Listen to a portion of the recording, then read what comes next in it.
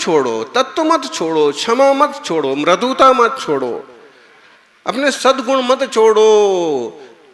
उपलब्धियां समृद्धियां आज नहीं तो कल आएंगी, वापस आएंगी, इसलिए घबराओ मत। अच्छे सपने देखो और अच्छे काम करो। तीर्थंकर भगवान की मां ने सपने देखे 16 और 16 सपने देखे रात को, पंडित जी दिखा रहे हैं दिन को। भाई पंडित जी और ट्रस्टी दो ऐसे जीव हैं,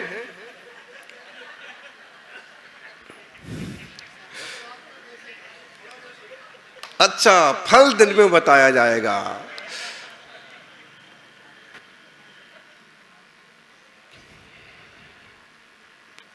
लेकिन हम इसको थोड़ा सा और विस्तार से विचार करें।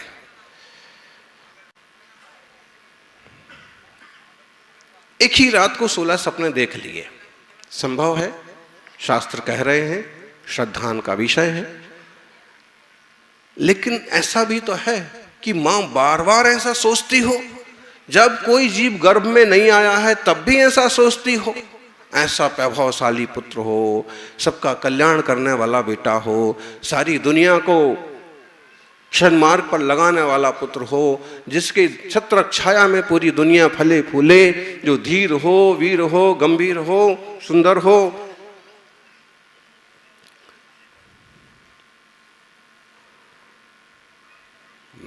हर एक मां सोचती, तीर्थंकर भगवान की मां भी ऐसे ही सोचती होंगी। और फिर वो प्रतापी पुण्यशाली जीव, अपन तीर्थंकर ऋषभ देव का पंच कल्याणक महोत्सव मना रहे हैं, इसलिए उनके जीवन चरित्र को जोड़ के देखें तो उनने अपने पिछले जन्मों ने कैसा गजब का पुरुषार्थ किया। इसे एक दिन अपन उनका चरित्र लेंगे।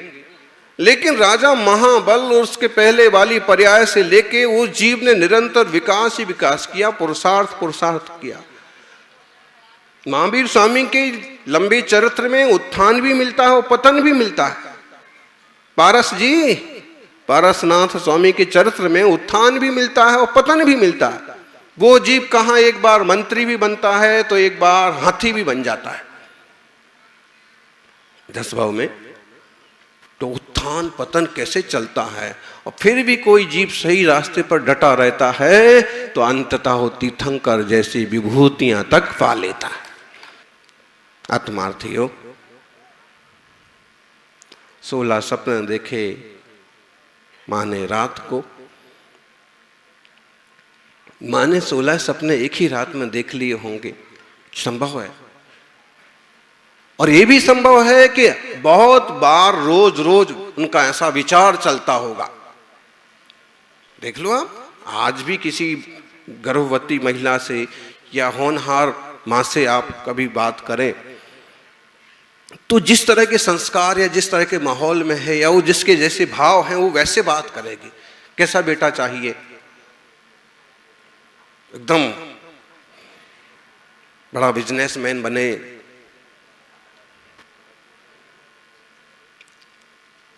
इंजीनियर बने, सीए बने। कल्याण जी की मां ने भी ऐसे सपना देखा होगा।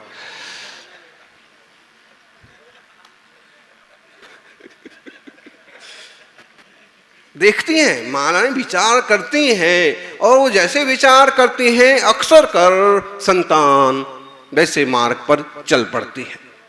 हो सकता है कुछ में ज्यादा कम हो, लेकिन मार्ग लगभग वो जीव पकड़ लेता है। क्योंकि पौधों में डाला गया पानी, अगर पौधे में डाला गया पानी रंगीन कर दिया जाए तो कुछ ऐसे पौधे होते हैं कि उनमें रंगीन फूल आने लगते हैं। अगर पौधों में डाला गया पानी एक तरह से और कलम कर दिया जाए या और रसायन डाले जाएं तो उसका रंग बदल जाता है, रूप बदल जाता है, स्वाद बदल जाता है, आकृति बदल जाती है। ये जमीन से तैयार हो रहा है। ऐसे ही इंसान माँ की पेट रूपी भूमि से तैयार होता है, और माँ जैसे जैसे उसको संस्कार देती है वैसे उस जीव का विकास होता है। माताओं, गर्भ काल में अगर आप झगड़े टंटे वाले सीरियल देखेंगे, बच्चे भी वैसे ही होंगे। बिल्कुल वैज्ञानिक तथ्य है। आप जिस टाइप की चीजें देखते हैं वैसे, यहां तक कि आकृति तक वैसी हो जाती है। संस्कार, विचार, विचारों के हिसाब से रसायनों का परिवर्तन। इसलिए अगर आप गृहस्थी में गए हैं तो शुरू से ही सकारात्मक और श्रेष्ठ विचार रखो। गुरुवर सन्मति सागर जी से कोई मां पूछती थी, भगवान इस काल में क्या करें? ये जो गर्भ काल है इसमें मैं किस तरह की प्रवृत्ति करूं कि एक उत्तम जीव, उत्तम विकास हो, और कोई तीर्थंकर पैदा हो, और कोई तीर्थंकर पैदा ना हो तो कोई निर्ग्रंथ पैदा हो, कोई निर्ग्रंथ पैदा ना हो तो कोई निर्ग्रंथों की सेवा करने वाला सुश्रावक तो जन्म ले। क्या करें? प्रभु कहते थे रोज देव दर्शन करो, आज से चालू करो, थोड़ा समय निकालो, मुनिराजों के प्रवचन सुनो। मुनिराज उपलब्ध नहीं है, खुद स्वाध्याय करना सीखो। कम से कम पद्म पुराण जैसे शास्त्र का, महापुराण जैसे शास्त्र का इस काल में एक बार स्वाध्याय जरूर करो। शरणक चरित्र, प्रद्युम्न चरित्र जैसे शास्त्र का, बड़े अध्यात्म शास्त्र पढ़ते और समझते बने तो बहुत अच्छी बात, नहीं तो सम्यक्त कौमुदी, धर्म परीक्षा जैसे शास्त्र पढ़ो। और कभी क्लेश मत करो, ऐसे गंदे सीरियल पिक्चर्स मत देखो जिससे बहुत कसाय हो, बहुत उद्रेक हो, विकल्प हो, नहीं तो उस जीव पर असर पड़ता है, शरीर की रचना पर असर पड़ता है। आप खुद देखो, अगर आप बहुत क्लेश में हैं कुमार भाई, बहुत संक्लेश में हैं, अगर बहुत टेंशन में है ना, तो बिना बीमारी के बीमारी आ जाती है। इसलिए हमने पहले ही दिन कहा था कि आप लोग टेंशन मत लो, अटेंशन रहो। टेंशन मत लो, जो काम करते बनता है वो करो, बस जो काम करते बनता है वो करो। बाकी जो करते नहीं बनता है उसको ऊपर वाले के हाथ में छोड़ दो, कुंजवन वाले के हाथ में छोड़ दो। नीचे वाले से तो जो करते बने सो करो, फालतू दिमाग में गोबर भर के परेशान मत हो। हाथ में कोई वस्तु थी, छूट गई, गिर गई, निकल गई, कोशिश करो कि मिल जाए, पकड़ में आ जाए। नहीं मिल गई तो भाड़ में जाए, नए सिरे से शुरुआत करेंगे, फिर मेहनत करेंगे। और जब एक बार हम किसी चीज से शिक्षा लेते हैं तो उसके बाद उपलब्धियां दुगनी गति से मिलती हैं। सौभाग्यशालियों, नाने सपने देखे, 16 सपने, क्या बढ़िया यहाँ पर सपने दिखाए जा रहे थे। आज तक शायद इस नगर में कितने भी कार्यक्रम हुए होंगे, इतनी बड़ी एलईडी लगा करके इस तरह से तो कभी दिखाया नहीं होगा। कभी राजा श्रीपाल भी आए होंगे ना, और उनने भी अगर सिद्ध चक्र किया होगा, लेकिन इतनी बड़ी एलईडी तो उनको भी नहीं मिली होगी। उस जमाने में था नहीं, भले उनके पास विद्याएं थी, सब कुछ अच्छे से अच्छा हुआ होगा, लेकिन फिर भी हम देख सकते हैं कि सबसे पहले कैसे माँ को एक ऐरावत हाथी दिखता है। ऐरावत हाथी, गजब की बात है कि तीर्थंकर की माँ 16 सपने देखती है। दिगंबर जैन शासन में 16 सपने बताए गए। जो केसरिया नाथ जी की मूर्ति है ऋषभदेव जी की, उसकी पीठ पर भी 16 सपने बने हुए हैं, और श्वेतंबर परंपरा में 14 सपने माने गए हैं। हम जानू 16 सपने। पहला सपना क्या देखा? ऐरावत हाथी देखा। सफेद होता रंग से क्या होता है, काला हाथी भी हो तो उसको भी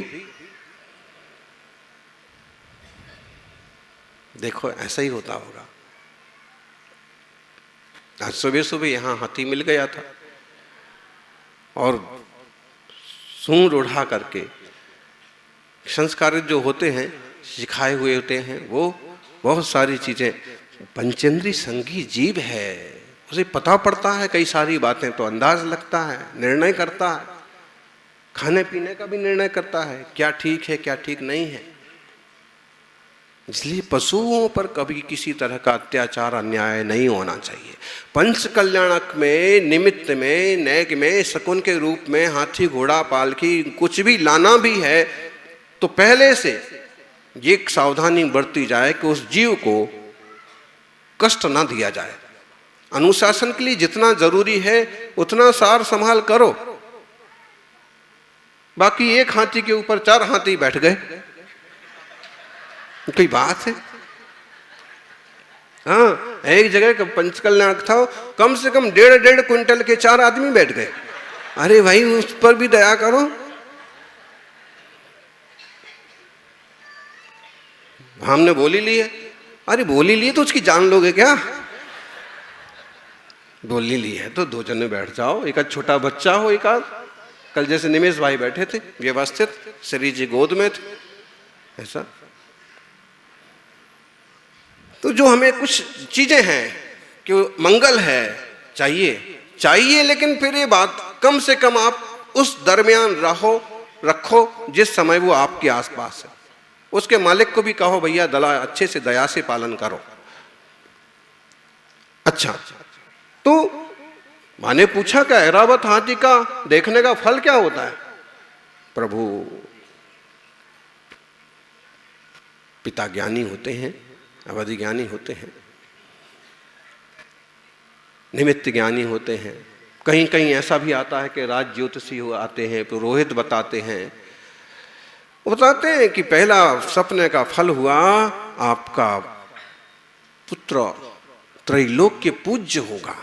हाथी लगभग सभी के द्वारा सब लोग उसका आदर करते हैं, कोई भी पत्थर मारे, कोई भी नहीं, आदर करते हैं। कुछ खाने जैसी चीज हो तो खाने को देते हैं।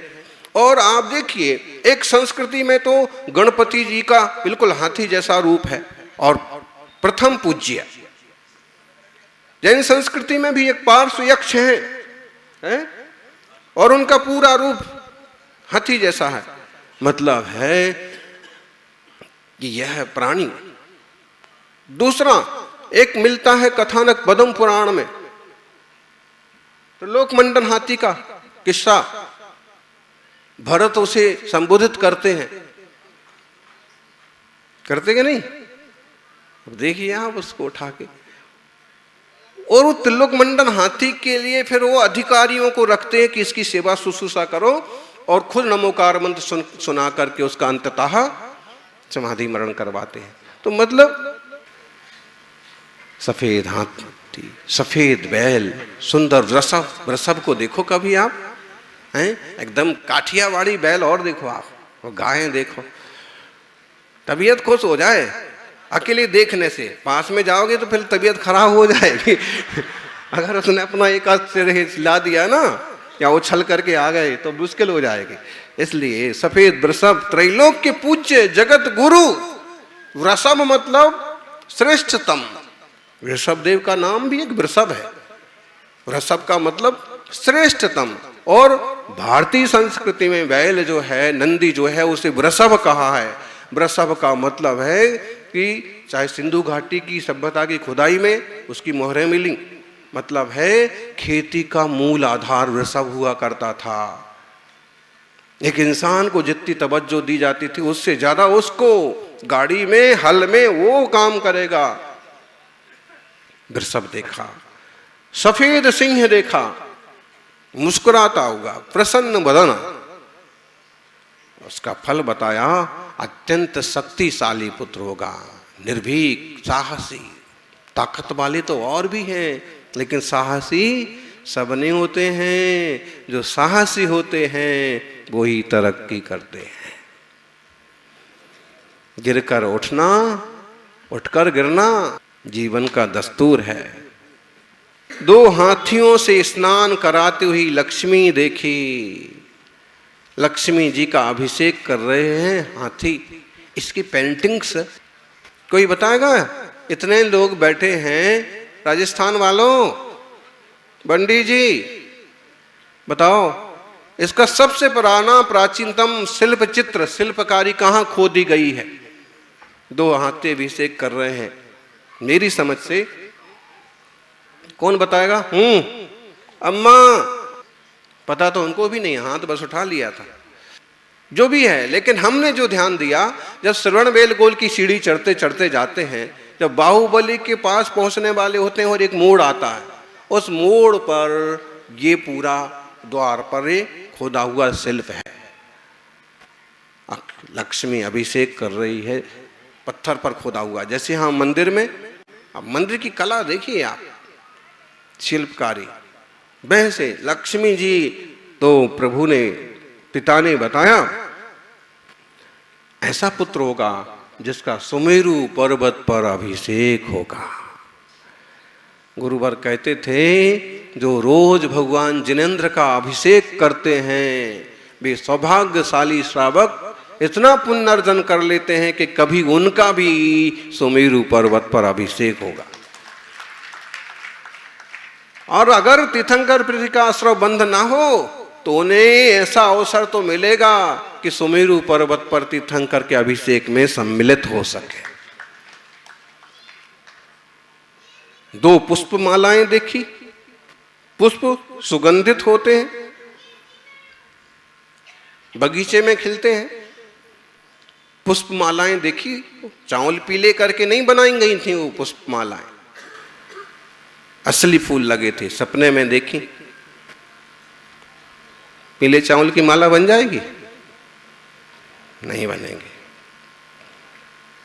तो असल फूलों की दो मालाएं देखी, और वो पुष्प मालाएं, यानी विचार करना, इंद्रियों का बहुत ज्यादा भरोसा नहीं किया जा सकता है। बाहर की चीजें छोड़ो, दुकान मकान फैक्ट्री और गाड़ी और लाड़ी, वो तो उसका तो कितना भरोसा करो वो ठीक है, अपने शरीर की इंद्रियों का भी पूरा पूरा भरोसा नहीं किया जा सकता।